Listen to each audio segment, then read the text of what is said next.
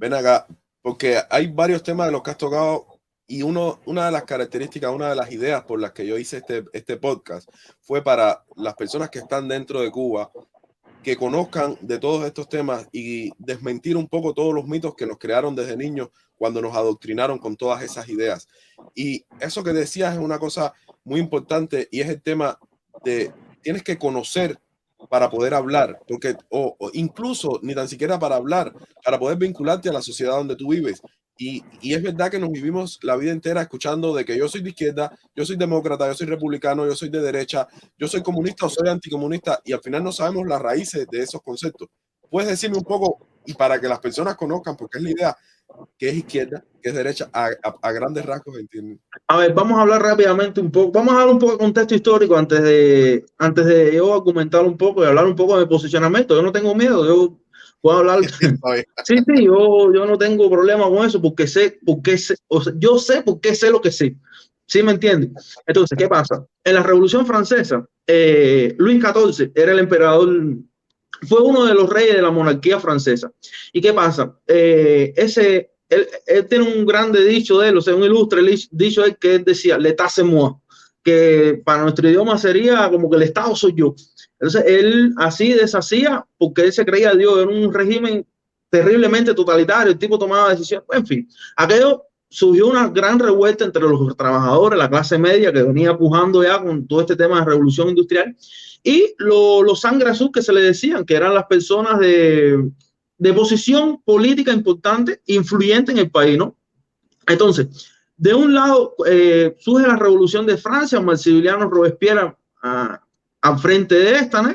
Y ahí viene Voltaire, ahí hay grande gente que escribe mucho acerca de la democracia y los primeros experimentos democráticos, que fue bien antes de eso, fue con las primeras llamadas ciudades-estado, Atenas, ¿me entiendes? Fueron los primeros, vamos a decir aquí, toqueteos y jugueteos con los conceptos que conocemos como democracia. Pero bueno, regresando al tema de lo que es Francia. Está bien, tómate tu tiempo, que aquí hay tiempo de sobra. Yo sé que estás Sí, trabajando. bueno, vamos a crear una línea de tiempo para como no perdernos y se pueda entender el argumento y lo que estoy intentando explicar, ¿no?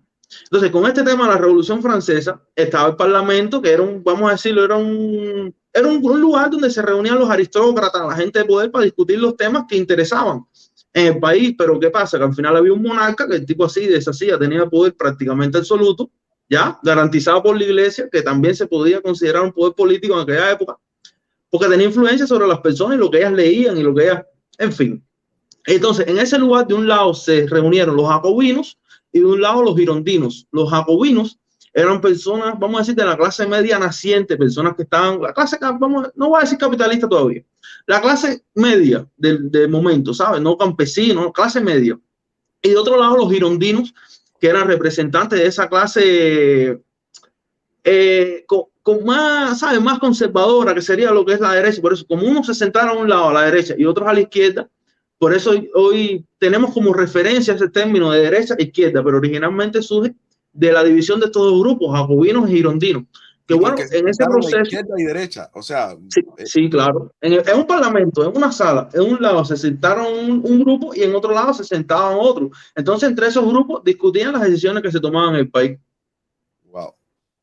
Y bueno, esto acabó con que los jacobinos, que era la clase más reaccionaria, clase media, totalmente anti-corona, eran contra Luis XIV, ese tipo era un tirano. Bueno, en fin, esa gente fueron los que empezaron a adoptar la técnica de la guillotina, que tú y yo sabes, bueno, acabó con el rey Luis XIV decapitado en una plaza pública, todo el mundo batiendo palmas, aquello fue una fiesta. Pero esa purga, vamos a llamarla esa purga, esa limpieza de esa clase aristocrática, no tuvo límite, no hubo quien frenase aquello, ¿sabes? No hubo quien frenase la matanza y tanta gente que murieron en la Revolución Francesa.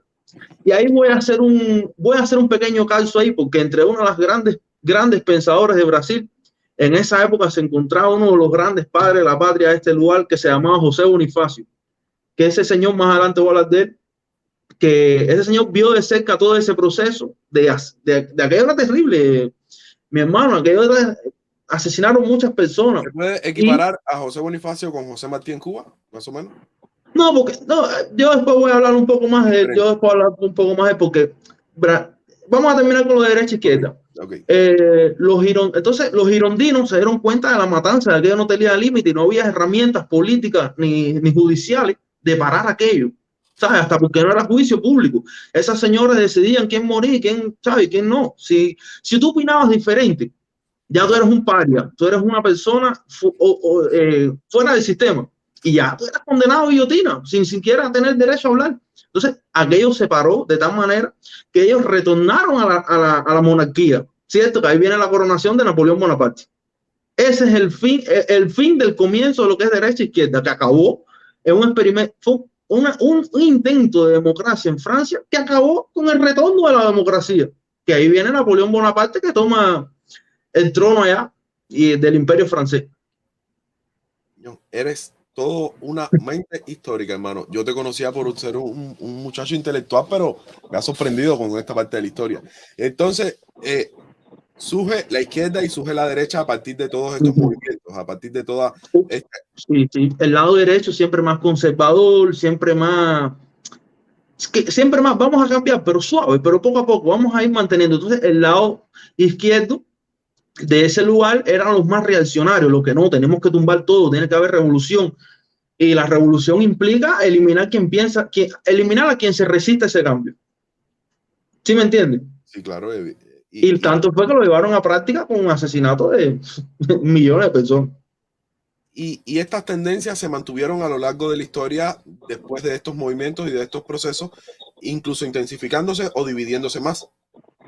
Es que, ¿qué pasa? Con la monarquía, Francia comienza un proceso expansionista. Yo voy a hacer una pequeña división aquí para poder entender dos partes, que es la parte, vamos a llamarla Europa inglesa, ¿sabes? La parte de lo que es Reino Unido y la Europa continental, porque fueron dos procesos totalmente diferentes. Tanto es que hasta hoy podemos ver las diferencias, ¿sabes? Entre los países que fueron colonizados por Francia, por Portugal, por España, y la diferencia de los países que fueron colonizados por el Reino Unido, ¿sabes? Hasta hoy podemos ver la diferencia de cómo los dos sistemas evolucionaron y cómo uno no se dejó contaminar por el otro.